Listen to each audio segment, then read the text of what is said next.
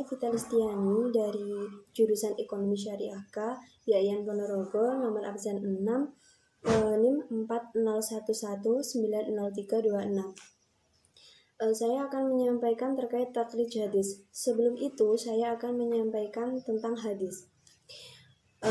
Pengertian hadis yaitu hadis merupakan perbuatan yang disandarkan kepada Rasulullah SAW mulai dari perkataan, perbuatan, dan ketetapan.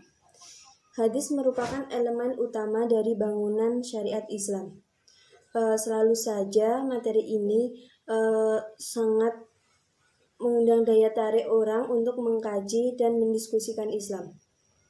Selanjutnya, pengertian takrij hadis sendiri yaitu merupakan penelusuran letak hadis pada kitab-kitab primer yang mencantumkan hadis secara lengkap dan beserta sanadnya.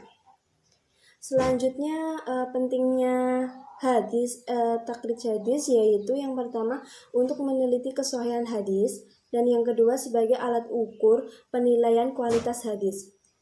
Sebenarnya kajian hadis itu dilakukan tidak hanya pada sanadnya saja, namun juga pada matan hadis.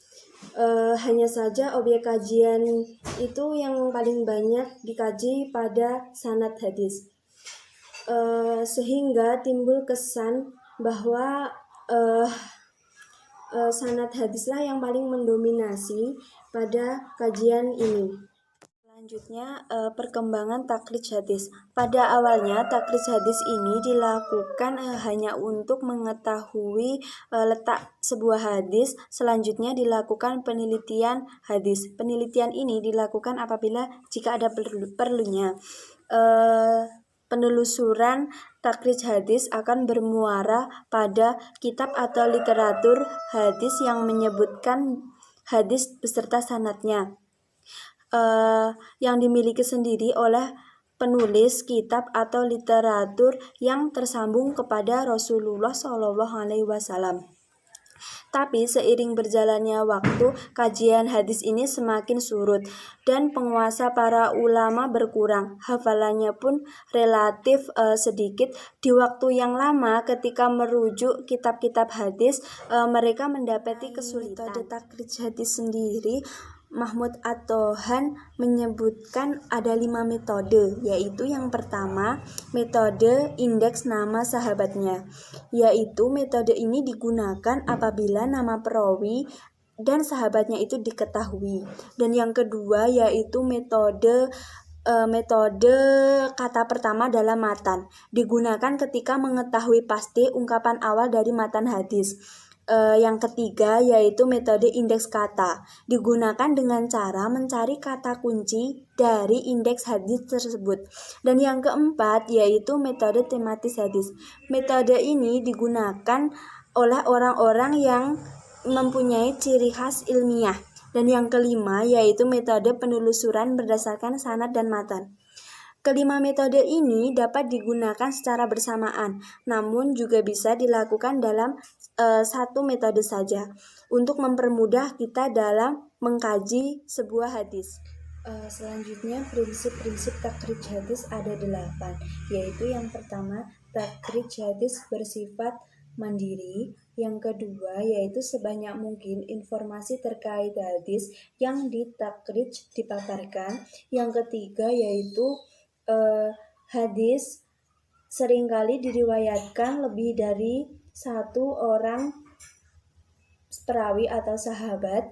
Dan yang keempat yaitu memperhatikan substansi matan, variasi redaksional matan, kajian sanad hadis atas biografi dalam kualitas perawi, dan kajian kata unik atau kata yang tidak lumrah, kajian tempat dan waktu, serta ungkapan masing-masing perawi atas sanad dalam meriwayatkan hadis tersebut.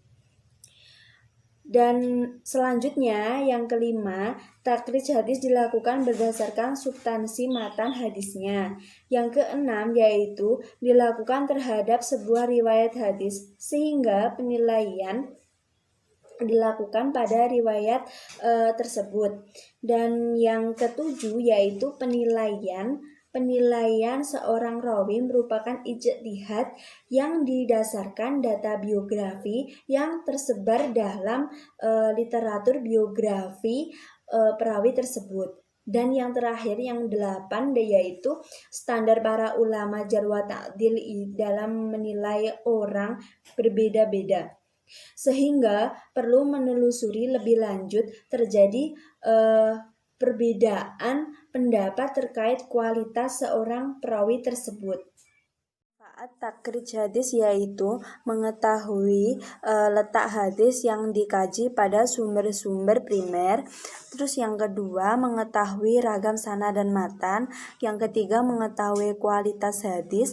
Dan yang keempat mengetahui otentitas dan validasi hadis tersebut. Sekian video dari saya. Jika ada kurang lebihnya, saya mohon maaf yang sebesar-besarnya. Billahi taufik walhidayah. Wassalamualaikum warahmatullahi wabarakatuh.